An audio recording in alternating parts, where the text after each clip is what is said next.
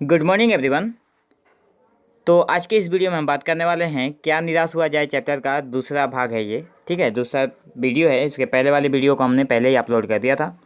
ठीक है, तो अभी तक अगर आपने उस वीडियोस को नहीं देखा है तो आप एक काम कीजिए, आप इस वीडियो के डिस्क्रिप्शन में जाइए, वहाँ पे आपको उसका लिंक मिल जाएगा। आप वहाँ से उसको देख लीजिएगा। पहले पहले आप लोग इसे देख लीजिए, उसके बाद आप जब ये दूसरा वीडियो देखेंगे तब आपको समझ में आएगा। ठीक है, तो अब हम देखते हैं दूसरा वीडियो का क्या है। भारतवर्ष ने कभी भी भौतिक वस्तुओं के संग्रह को बहुत अधिक महत्व नहीं दिया है। भारतवर्ष हमारा जो है वो कभी भी भौतिक चीज़ों के ऊपर ज़्यादा जोर नहीं दिया है। ठीक है, ज़्यादा महत्व नहीं दिया है।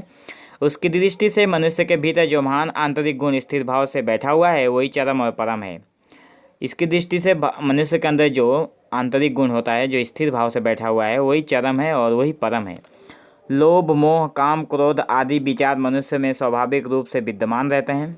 ये सारे गुण तो लोगों में पहले से ही रहते हैं। ठीक है, जैसे लोभ करना, मोह करना, काम की भावना, क्रोध की भावना। ठीक है, विचार मनुष्य के स्वाभाविक रूप में विद्यमान रहते हैं, पर उन्हें प्रधान शक्ति मान लेना और अपने मन तथा बुद्धि को उन्हीं के इशारे पर छोड़ देना बहुत बुरा आचरण है। और उन्हीं के ऊपर अपने मन और बुद्धि को छोड़ देना, ये आचरण बुरा है। ठीक है, भारतवर्ष ने कभी भी उन्हें उचित नहीं माना। उन्हें सदा संयम के बंधन से बांध कर रखने का प्रयत्न किया है, परंतु भूख की उपेक्षा नहीं की जा सकती, बीमार के लिए दवा की उपेक्षा नहीं की जा सकती, गुमराह को ठीक रास्ते पर ले जाने के उपायों की उपेक्षा नहीं की जा सकती। यहाँ पे 3 चीज़ों के बारे में कहा गया है। देखो, आप अपने इंद्रियों को अपने बस में कर सकते हो। ठीक है, अपने लोभ को अपने बस में कर सकते हो, अपने काम भावना को अपने वश में कर सकते हो, अपने क्रोध को अपने वश में कर सकते हो, लेकिन भूख जो है, अगर भूख लगेगी तो आप उसकी उपेक्षा नहीं कर सकते। अगर आप बीमार हो तो आप दवा की उपेक्षा नहीं कर सकते, आपको दवा खानी पड़ेगी।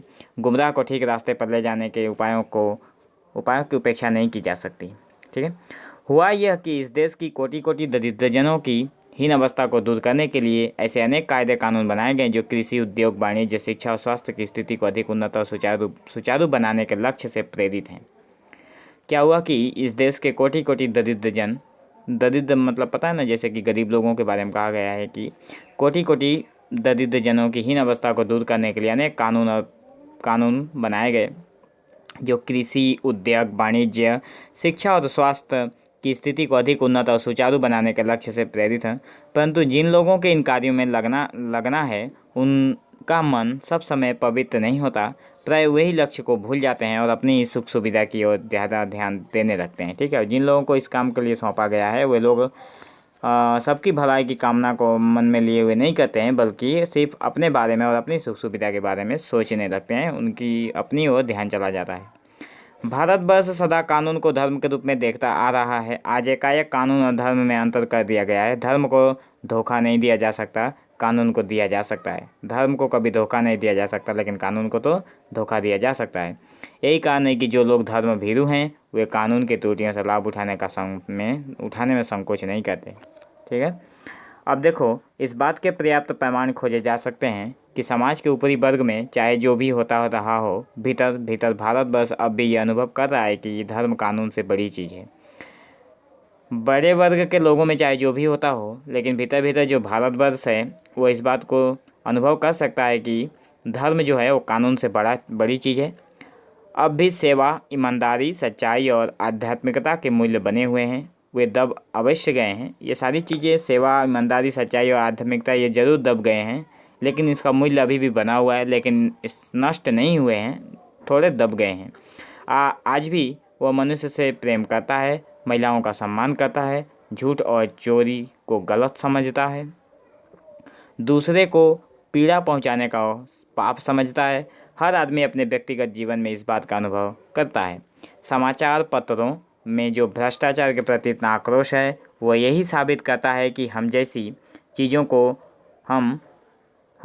चीज़ों को गलत समझते हैं और समाज में उन तत्वों की प्रतिष्ठा कम करना चाहते हैं जो गलत तरीके से धन या मान संग्रह करते हैं।